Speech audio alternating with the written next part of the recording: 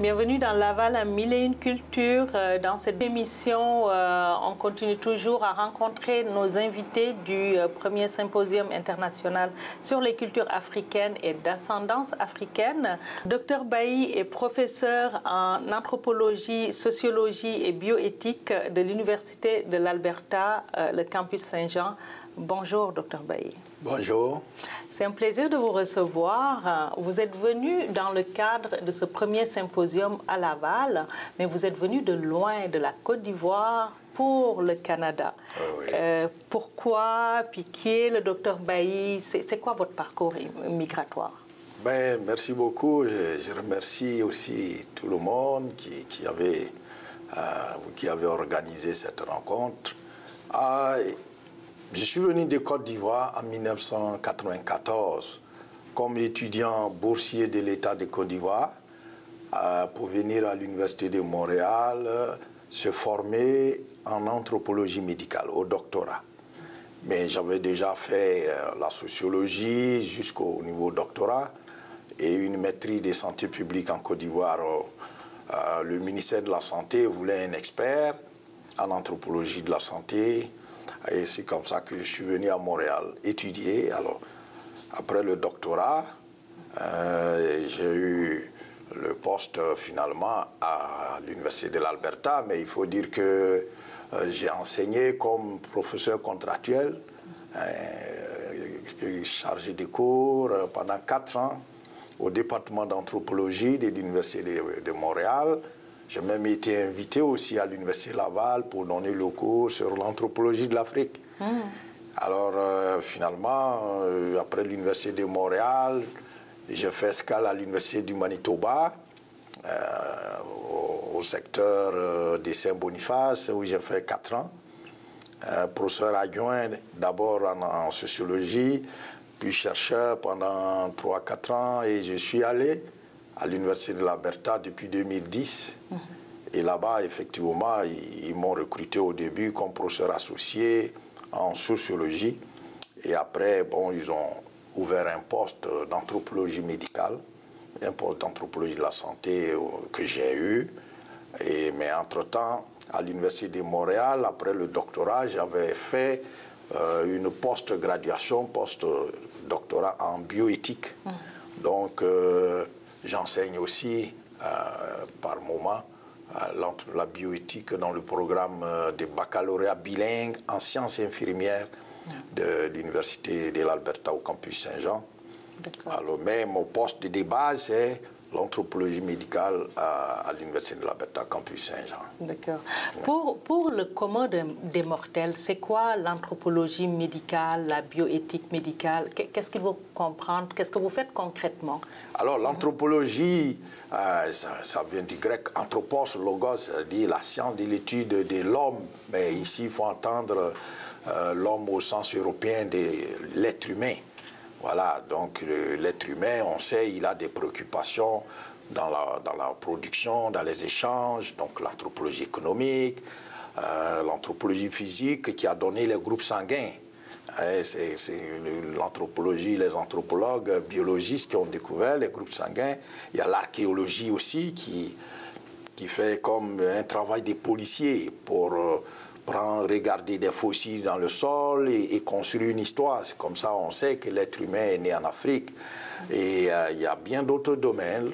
L'anthropologie, je dirais, linguistique, qui interroge aussi l'origine des langues et toutes les variations linguistiques et plein de choses. Maintenant, les humains ont toujours eu des problèmes de santé, des problèmes de douleurs, des maladies.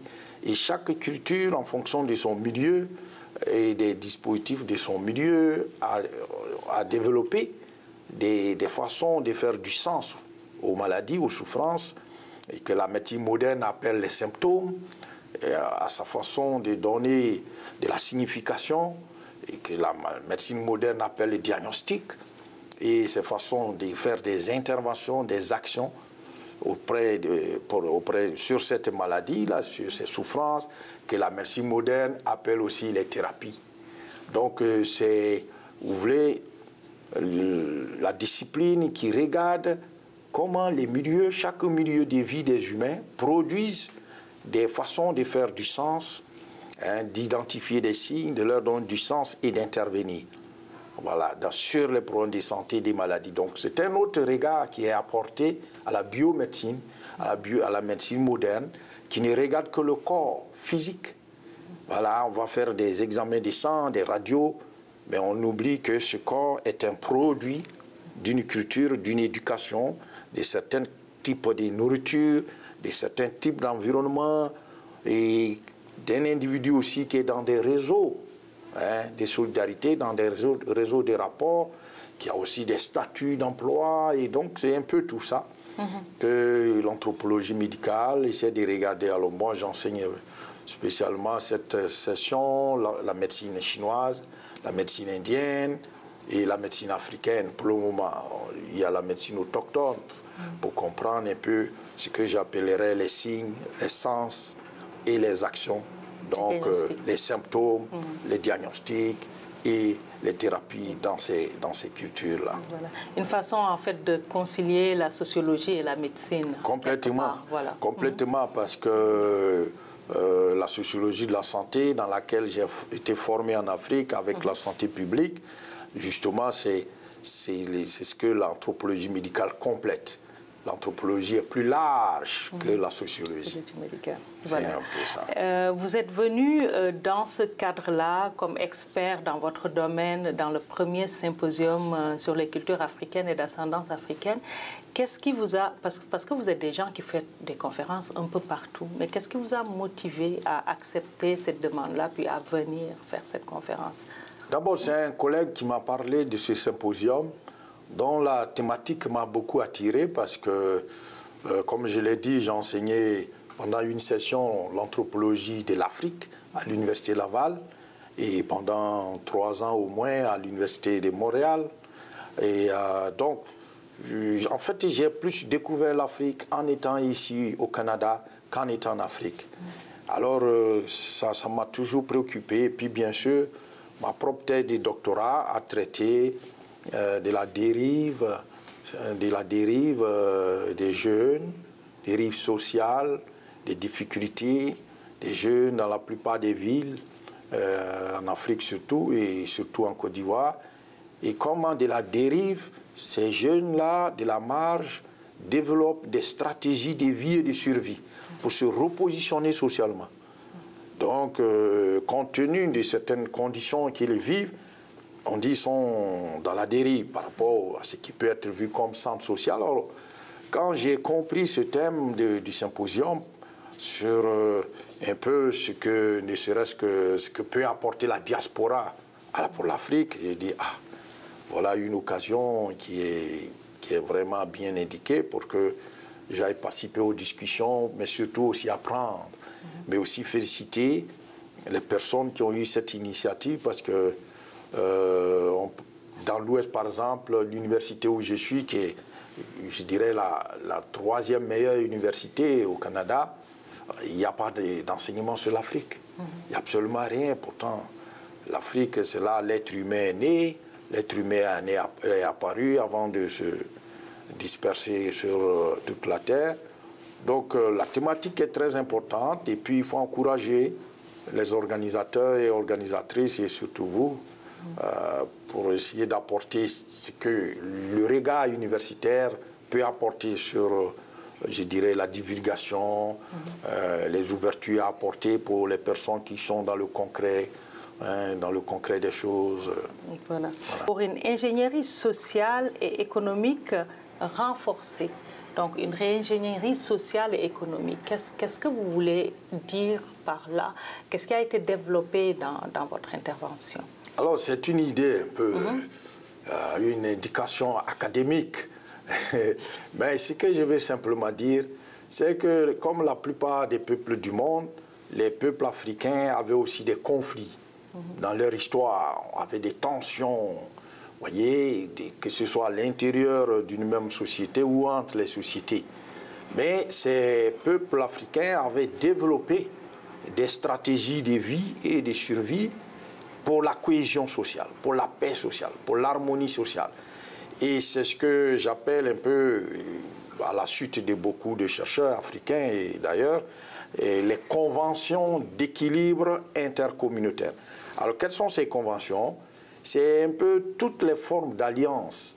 Les alliances matrimoniales, échange des filles, des femmes. Les alliances aussi, qu'on appelle des alliances à plaisanterie, ou bien la parenté à plaisanterie. Alors, ce sont des stratégies d'interagissement, des rapports interpersonnels, ou ce qui peut en temps normal être source de tensions, source de guerres, même source d'affrontements, est joué au quotidien pour lui enlever son essence de nuisance, son essence de, je dirais, confligène, des conflits. Et en ce moment, ça rentre dans le jeu social et ça ne fait plus mal quand on vous prononce ça en d'autres moments, puisque ça fait partie du quotidien, de la plaisanterie. Et c'est comme ça les Africains avaient réussi à construire de la paix sociale. Et pour moi, j'ai vu ça comme une sorte d'ingénierie, d'inventivité de ces peuples-là. Alors, l'ingénierie sociale renouvelée maintenant dont je parle au niveau économique et social, vous connaissez que ces 54 pays africains, la plupart sont quasiment conflictuels, sont en guerre civile, il y a des rébellions, il y a des tensions. Alors, il y a quelque chose qui a été brisé dans ce ciment de paix sociale, dans ces conventions d'avant qui permettaient la paix. Tout ça est désarticulé par la nouvelle donne économique, le capitalisme aujourd'hui, les groupes d'intérêt, les entreprises internationales et tout ça. Alors, c'est une invitation pour moi. Comment il faut reprendre cette inventivité, cette ingénierie, pour qu'on puisse aujourd'hui voir dans ce qui se passe en Afrique, au niveau activité économique, qu'est-ce qu'on peut repositionner pour redonner de la vigueur. Mais c'est toujours sur une base de paix et de cohésion sociale. Par rapport à ce que font les femmes. Parce que les gens ne le savent pas beaucoup, mais les femmes, les activités économiques des femmes supportent beaucoup l'Afrique. Les activités économiques des jeunes supportent beaucoup de l'Afrique. Et ça, on voit ça comme quelque chose de la marge. Et on dit c'est 40% des économies africaines, 40% qui rentrent dans les comptabilités nationales. C'est ce qu'on regarde. On appelle ça le formel. Et ce gros lot des 60% des activités économiques sont vus comme informels, négligeables. Et pourtant, c'est ça qui tient le cœur. Alors, des fois, vous regardez les indicateurs de santé pour une population donnée, de l'OMS, de l'Organisation mondiale de la santé, vous dites que mais quand on regarde ces indicateurs pour l'Afrique, on se dit oh, il n'y a plus personne normalement qui devrait survivre. Mais ils sont là. Et qu'est-ce qui se passe? Alors il y a comme quelque chose qu'on ne voit pas, qu'on ne prend pas en compte dans le regard qui est porté sur l'Afrique. Mais je dirais que les gestionnaires, même les dirigeants des pays africains, qui ne voient pas. Alors l'autre point important, c'est ce que j'appelle inversion de l'extraversion. Les économies africaines sont extraverties, c'est-à-dire on produit café, cacao, EVA, palmier à huile, mais tout ça pour exporter. Personne ne consomme ça sur place. Vous voyez, alors, vous produisez pour les autres, mais si les autres ne veulent plus acheter, et grave, c'est les autres qui fixent le prix. Ce n'est pas le vendeur qui fixe son prix. Alors cette extraversion, j'ai dit, il faut inverser ça. Il faut extravertir l'extraversion. Donc, le négatif du négatif pour que ça devienne positif. D'accord. Donc, c'est ça, en fait, mon idée que je voulais montrer que les marges, les jeunes et les femmes font des activités qui sont importantes, qui sont comme de l'entrepreneuriat privé pour l'Afrique. Il faut positionner ça centralement. C'est pour ça que j'ai parlé de la centralité des marges et la dynamique des centres. En fait, les centres, les pouvoirs, les institutions puissent suivre, puissent venir mettre en valeur ce qui se fait au niveau des marges. En tout cas, merci beaucoup, Dr Bailly, pour votre présence. Alors, c'est moi qui vous dis merci pour tout ce que vous faites et je vous encourage dans ce sens-là. On va maintenant laisser la place à notre chroniqueuse culture, tendance et mode, Myriam Matondo. Myriam, On dit quoi? Bonjour tout le monde, bonjour Hadi, bonne rentrée à tout le monde. Alors aujourd'hui, je commence avec un colloque qui aura lieu le 15 octobre. C'est le colloque Lis avec moi. Cette année, il aura pour thème les préoccupations et tendances actuelles de la littérature jeunesse en 2019. Une journée donc de réflexion, d'ateliers, de tables rondes autour de sujets divers, entre autres la place des filles vis-à-vis de celle des garçons dans la littérature jeunesse, la littérature à l'ère des réseaux sociaux, mais également sur comment aborder l'enseignement de la sexualité, les questions sur la censure, la littératie, etc. Donc un colloque qui s'adresse donc bien sûr aux créateurs de littérature jeunesse, mais également aux enseignants, aux responsables de CPE, intervenants jeunesse, tout comme aux médiateurs du livre. C'est donc le 15 octobre à partir de 8h30 à la Maison des Arts de Laval. Pour la programmation et l'achat de billets, allez-y sur lisavecmoi.com.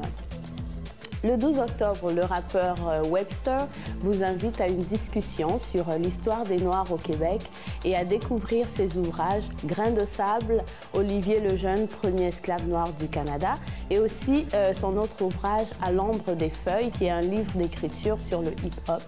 C'est donc à la librairie Racine à Montréal de 13h à 16h, donc le 12 octobre.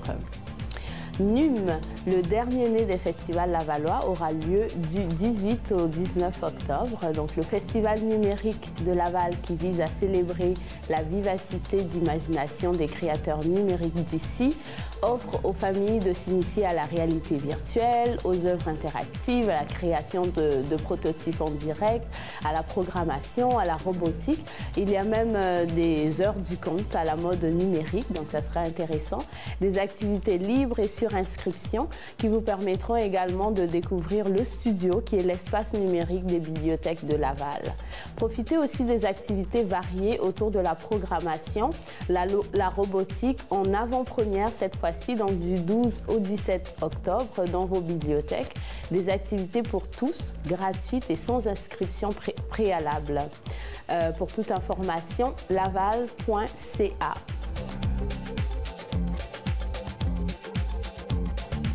Dans la deuxième partie de cette émission, nous recevons le Dr Ndongo Mbaye, professeur d'université, écrivain, poète et sociologue, qui est venu depuis Paris participer à ce premier SICAF, Symposium international sur les cultures africaines et d'ascendance africaine, qui se tenait à Laval. Bonjour, Dr Mbaye. Bonjour. Voilà. Dr Mbaye, pour les Lavallois qui ne vous connaissent pas, c'est qui le professeur, le docteur Ndongo Mbaye?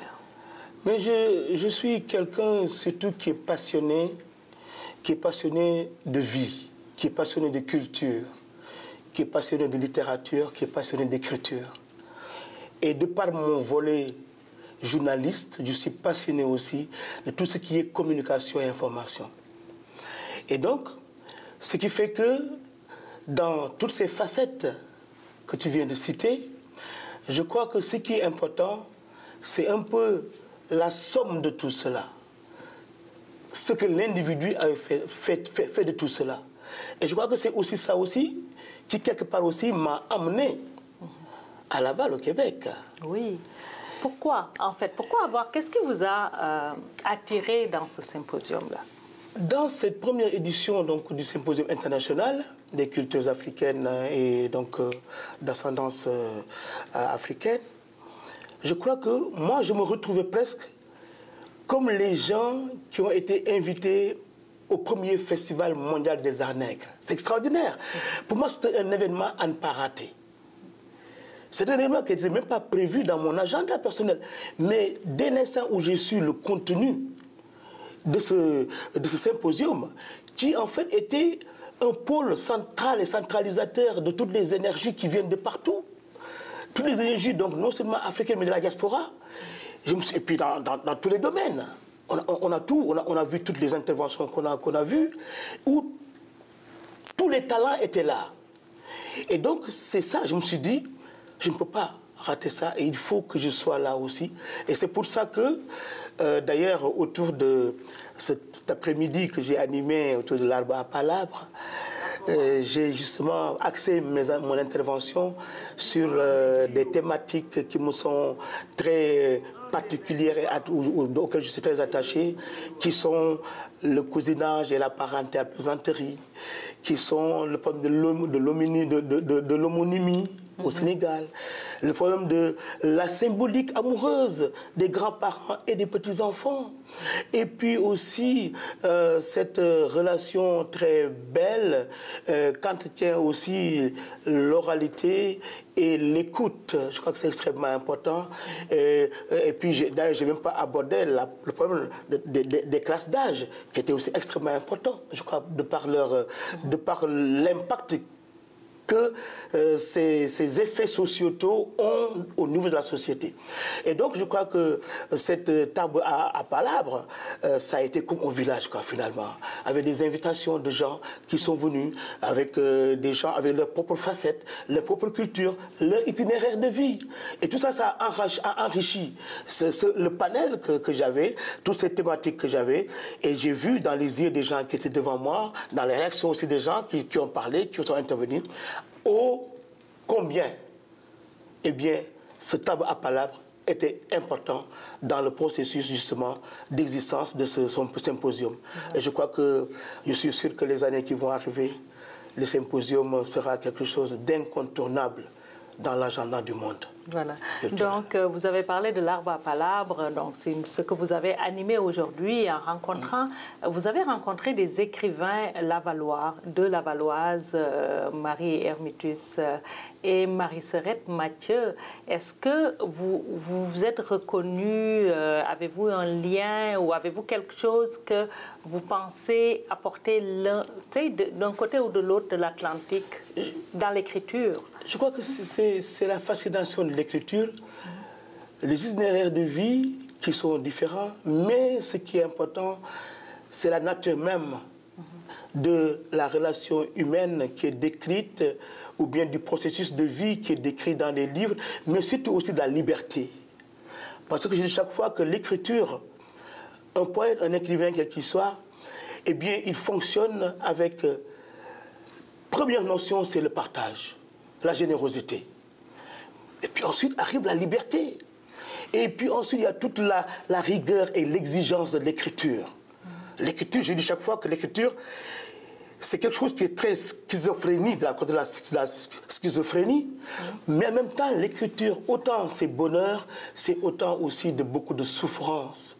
Parce qu'on se met à nu, on se met dans un système de dévoilement et d'impudeur.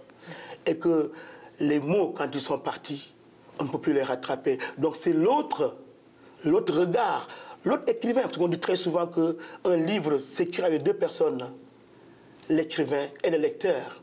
Le lecteur lui-même, quand il s'en saisit, il en fait ce qu'il veut. Mais nous, on est déjà à nu. Nous sommes déjà dans une pause d'impudique, une pause de dénuement, de nudité. Et ça aussi, il faut l'assumer. Et ça aussi, il faut assumer parce que c'est aussi de la souffrance. Mais il y a le côté aussi bonheur, flamboyance. Et ça aussi, c'est l'écriture. Et je crois que ces auteurs que nous avons vus aujourd'hui, haïtiennes, qui sont... j'étais heureux de les avoir avec moi. Eh bien, elles avaient ça en elles. On le sentait dans ce qu'elles disaient. On le sentait dans leurs yeux. On le sentait dans presque ce que je ressentais sur scène avec elles, quoi. Et c'est ça qui est beau. Docteur Ndongo, sous l'arbre à palabres, vous avez fait de la sociologie, en fait. Oui, j'ai fait de la sociologie parce que j'ai parlé du cousinage et de la parenté à plaisanterie. Et que ce phénomène, cette pratique sociale, c'est un moyen d'anticipation des conflits sociaux, des conflits sociétaux. Et ce qui est important en même temps dans cette cousinage à plaisanterie, cette parenté à plaisanterie, c'est que on peut tout se dire dans deux directions, la direction patronymique au niveau des noms et la direction ethnique au niveau du clan des ethnies. Un Baye peut dire ce qu'il veut ensemble, il n'y aura aucun problème. Un Peul pourra dire, un Poulard pourra dire ce qu'il veut à un Sérère, il n'y aura aucun problème. Et donc, c'est cette relation, en même temps d'opposition, en même temps de cheminement. C'est un paradoxe d'ailleurs. Parce que c'est une communauté en fait, mais cette communauté-là, elle est basée sur la différence. Je reste Sérère, tu restes Poulard, mais notre relation est basée sur, eh bien, cette relation de la risibilité. nos valeurs reposent sur la risibilité que nous avons, chacun de nous, de pouvoir l'avoir sur l'autre. Je peux rire de toi, comme toi tu peux rire de moi. D'ailleurs, si je ris de toi, il faut que tu ris de moi. C'est comme ça que fonctionne cette notion de cousinage à plaisanterie.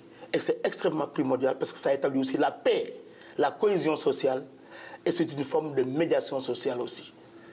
Ça peut même créer des problèmes, des apaisements de la paix transfrontalière entre des populations qui vivent au-delà de plusieurs frontières de pays différents. Voilà. Pendant le symposium, à la soirée, comme sous la Roi Palabre, on vous a vu, on vous a entendu déclamer, lire des poèmes de Senghor, de Keïta Fodéba, et avec la Kora en arrière-fond ou tout seul.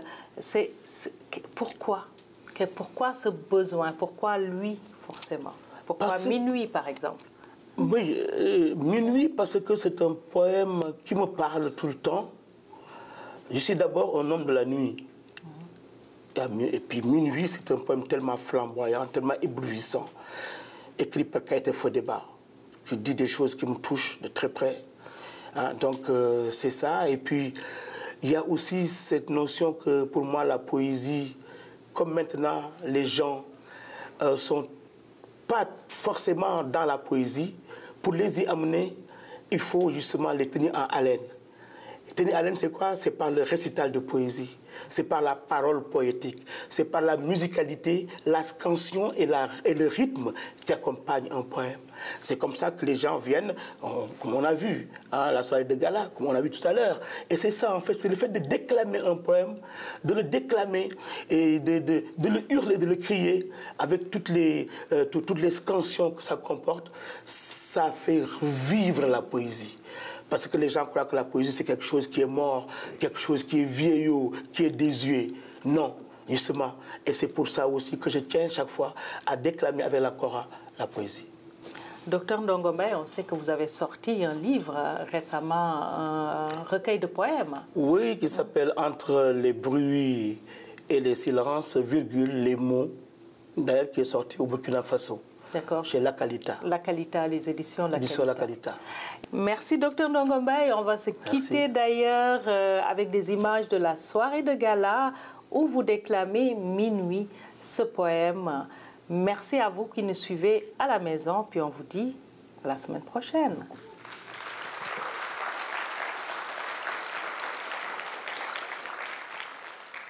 Et le deuxième et dernier poème s'appelle Minuit, d'un très grand auteur guinéen qui s'appelle Keïta Fodéba, qui était un très grand homme en Guinée, qui a créé les ballets d'Afrique noire à l'époque, et qui a écrit des textes sublimes, dont Minuit. Minuit. Au lever du rideau, dans une case mandingue, jeunes gens et jeunes filles causent autour d'un feu de bois. Un griot guitariste joue Minuit, un autre griot commente l'air. Minuit, pour le cœur sensible qui écoute et qui comprend, tout chante Minuit. Minuit, c'est la chanson naïve et monotone que chante la berceuse pour endormir son enfant. Minuit, c'est la complainte de l'amant qui, dans le calme de la nuit, oui, dans le calme de la nuit, implore les grâces de sa belle. Ah, minuit. Minuit, c'est le chant mélancolique de l'oiseau dans le feuillage. Minuit, c'est la plainte désespérée du féticheur aux abois sur la rigueur, oui, la rigueur des dieux. Minuit, c'est le tonnerre qui gronde dans le lointain. Mais minuit, c'est aussi tout ce qui pleure, tout ce qui gémit, car minuit, oui, minuit, c'est aussi la tragédie du Manding. Keïta Fodeba, merci beaucoup.